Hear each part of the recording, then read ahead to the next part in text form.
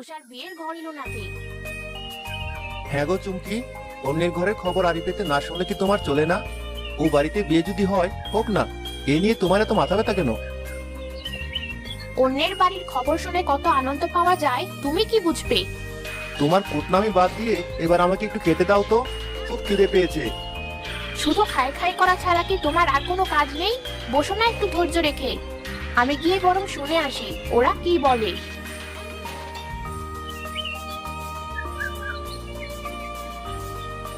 চুমকি এই কথা বলে উষাদের বাড়ির জানালার কোণে কান বাড়িয়ে শুনতে থাকে ভেতরে কি কথা হচ্ছে। ইস, আমার এই কানটা এত ছোট, এই কারণে ভেতরের কথা ভালোভাবে শুনতে পাচ্ছি না। কানটা যদি আরেকটু বড় হতো। চুমকি নিজের সাধ্য মতো কান বাড়িয়ে উষাদের ঘরের ভেতরের কথা শুনতে থাকে। বেআই সাহেব, আমরা আমাদের মেয়ের বিয়েতে কিচ্ছু কমতি রাখবো না, আপনারা কিচ্ছু ভাববেন না। শুনেন বেআই, আমার ছেলেকে মোটরসাইকেল না দিলে কিন্তু বিয়ের দিন বিয়ে আর হবে না। না না, আপনি দয়া করে কিছু ভাববেন না, যেভাবে হোক আপনার ছেলের জন্য মোটরসাইকেলের ব্যবস্থা আমরা করব। ও মা, এরা মেয়ের বিয়েতে মোটরসাইকেল দিচ্ছে, অথচ যে কিপ্টে কোনোদিন আমাদের কাউকে এক গ্লাস পানি পর্যন্ত খাওয়ানো না। যাই, পাড়ার সবাইকে এ কথা বলে আসি। চুমকি পুরো পাড়ায় উষার বিয়েতে মোটরসাইকেল যৌতুক দেওয়ার ব্যাপারে বলে বেড়াতে থাকে। মুক্তা ভাবি, শুনেছেন? উষার বিয়ে, আর আমি তো জানতাম ওই মেয়ের বিনে পয়সায় বিয়ে হবে না। কেন ভাবি, কি হয়েছে? আরে ভাবি, ছেলের বাড়িতে মোটরসাইকেল দিচ্ছে। তাই?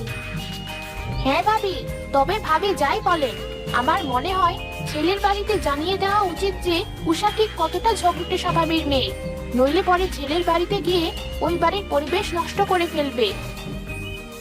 ভাবি, এই কাজটা না হয় আপনি করুন। এমনি উষার মা আমাকে একদম সহ্য করতে পারে না, পরে সব সন্দেহ এসে আমার উপরেই করবে। তাছাড়া আমিও চাই না ওই ঝগড়ুটে উষার বিয়ে কোনো ভালো পরিবারে হোক। তাই নাকি ভাবি? চুমকি এই কথা শুনেই মনে মনে ভাবলো, মুক্তা ভাবির মনে তাহলে এসব ছিল। এখনই উষার মাকে ব্যাপারটা জানাতে হয়। এই কথা বলেই চুমকি এগিয়ে যেতে লাগলো, আর তখনই মুক্তা বলল, এ কি ভাবি, এখনই চলে যাচ্ছেন যে? আসলে হয়েছে কি ভাবি, আপনার ভাইয়ের আসার সময় হয়ে এসেছে, ওনাকে আবার খেতে দিতে হবে। আজ যাই, পরে এক সময় আসা যাবে। চুমকি এই কথা বলে উষাদের বাড়িতে যায়। ভাবি, আছেন নাকি বাড়িতে? কি হয়েছে চুমকি ভাবি, আবার কি খবর নিয়ে এলেন? ভাবি, মুক্তা ভাবি আজ আপনার ছোট মেয়ে উষার ব্যাপারে যে কথা বললো, কি আর বলবো, ভাবলাম এখনই যদি আপনাকে না জানাই তবে আপনি সাবধান হতে পারবেন না। এ কি বলছেন ভাবি, কি বলেছে মুক্তা ভাবি?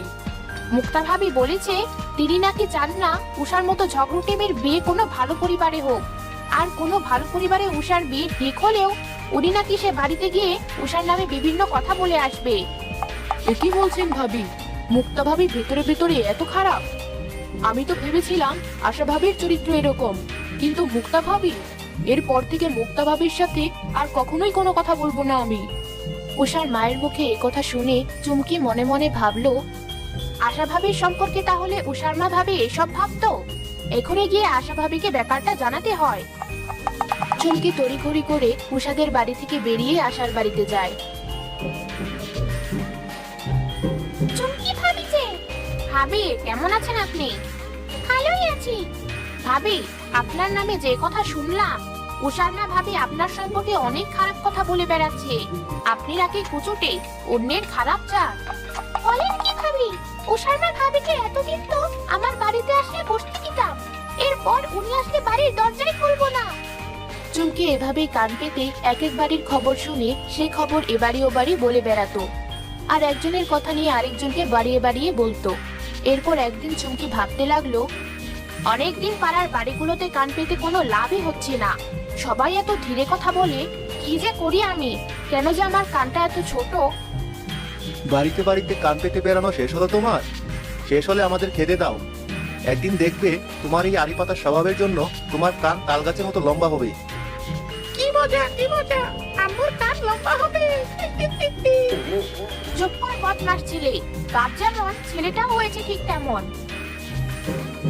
একদিন চুমকি উষাদের বাড়ির পাশ দিয়ে যাচ্ছিল, তখন সে শুনল, মা উষা, এখানে তোমার বিয়ের জন্য সব টাকা আর জামাই বাবাজির মোটরসাইকেলের টাকা সব গোছানো আছে, এগুলো তোমার বিছানার নিচে ঢুকিয়ে রাখো। ঠিক আছে মা। চুমকি একথা শুনতে পেয়ে পুরো এলাকায় বলে বেড়ালো উষার মা নিজের সব সম্পদ বিছানার নিচে লুকিয়ে রাখে। আর এ কথা এক চোরের কানেও চলে যায়। সে চোর রাতের বেলা সুযোগ বুঝে উষার বিয়ের সব টাকা চুরি করে পালিয়ে যায়। এরপর উষার মা যখন টাকা খুঁজে পায় না, তখন কাঁদতে শুরু করে। উষার মায়ের কান্না শুনে পাড়ার সকলেই ছুটে আসে। এখন আমি আমার মেয়ের বিয়ে কি করে দিব? আমার সব শেষ। চোর কিভাবে জানলো আমার মেয়ের বিয়ের সব টাকা কোথায় রেখেছি আমি? উষার মায়ের কান্না শুনে মুক্তা আর আশার খুব খারাপ লাগলো, আর তারা বলল, চুমকি ভাবির তো আড়ি পাতার স্বভাব আছে। উনি তো আমাদের বলেছিল আপনি নাকি সব টাকা উষাকে বিছানার নিচে রাখতে বলেছেন। হ্যাঁ, চুমকি ভাবি তো একথা আমাকেও বলেছে। সব শুনে উষার মা রাগে দুঃখে চুমকিকে অভিশাপ দিলেন। অন্যের বাড়িতে আড়ি পেতে কথা শোনার তোমার খুব শখ, তাই না? একজনের কথা অন্যজনকে বলে খুব সুখ পাও তুমি, তাই না? আমি তোমাকে অভিশাপ দিচ্ছি, যে কান দিয়ে আড়ি পেতে তুমি কথা শোনো, সেই কান তোমার লম্বা হয়ে যাবে। এও আবার হয় নাকি? আর কি প্রমাণ আছে যে আমি আড়ি পাতি? শোনো ভাবি, শকুনের অভিশাপে গরু মরে না, বুঝলে? চুমকি একথা বলে হাসতে থাকে, আর তখন হঠাৎ করেই চুমকির কান লম্বা হতে থাকে। আরে দেখো সবাই, চুমকি ভাবি পাপের ফল পেয়েছে। ওনার কান লম্বা হয়েই চলেছে। কি বলছো কি? আমার কান তো ঠিকই আছে। এই কে কোথায় আছো? সুজন ভাইকে ডাকো, উনি দেখে যান। দেখতে দেখতে চুমকির কান বড় হতে হতে অনেক বড় হয়ে যায়, আর চুমকিও সেটা বুঝতে পেরে কাঁদতে শুরু করে। এ কি হলো আমার? এই মুখ তো আমি আর কাউকে দেখাতে পারবো না। এ কি হলো? চুমকি কাঁদতে কাঁদতে নিজের লম্বা কান নিয়ে বাড়িতে ফিরে যায়।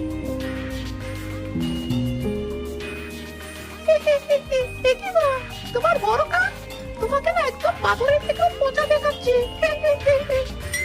এ কি চুমকি, এ কি হলো তোমার? ওগো, আমাকে বাঁচাও তুমি। এই লম্বা কান নিয়ে আমি বাঁচতে পারবো না। বাঁচাও আমাকে। কি হয়েছে খুলে বলো তো আমাকে। চুমকি সুজনকে সব কথা খুলে বলে। সব শুনে সুজন বলে, আমাদের জমানো সব টাকা নিয়ে এখনই উষাদের বাড়িতে চলো। তোমার ভুলের কারণে উষার বিয়ে ভেঙে গেলে এই যে মস্ত পাপ হবে। তাই বলে আমাদের ঘরের টাকা দিয়ে দিবে? এখন পাপ মোচনের সময়, এ সময় একথা বললে কি আর চলে? সুজন চুমকিকে নিয়ে উষাদের বাড়িতে যায়, আর সুজন উষার মায়ের হাতে অনেকগুলো টাকা তুলে দিয়ে বলে, ভাবি, আশা করি এতে উষার বিয়ের সব খরচ হয়ে যাবে। আমি জানি চুমকি ভুল করেছে, আর ও এর জন্য অনুতপ্ত। ভাবি, আমাকে তুমি মাফ করে দাও। তোমার অভিশাপ তুমি তুলে নাও। আমি কথা দিচ্ছি আর কখনো কারো বাড়িতে আড়ি পাতবো না। আড়ি পাতলে এরপর যেন আমার চোখ মুখ ঠোঁট সবকিছুতে পোকা পড়ে। বেশ, এবারের মতো আমি আমার অভিশাপ তুলে নিচ্ছি। হে বিধাতা, আমি আমার অভিশাপ তুলে নিচ্ছি, আপনিও তাই ওকে এবারের মতো মাফ করে দিন। উষার মা কথা বলার পর চুমকির কান ভালো হয়ে যায়,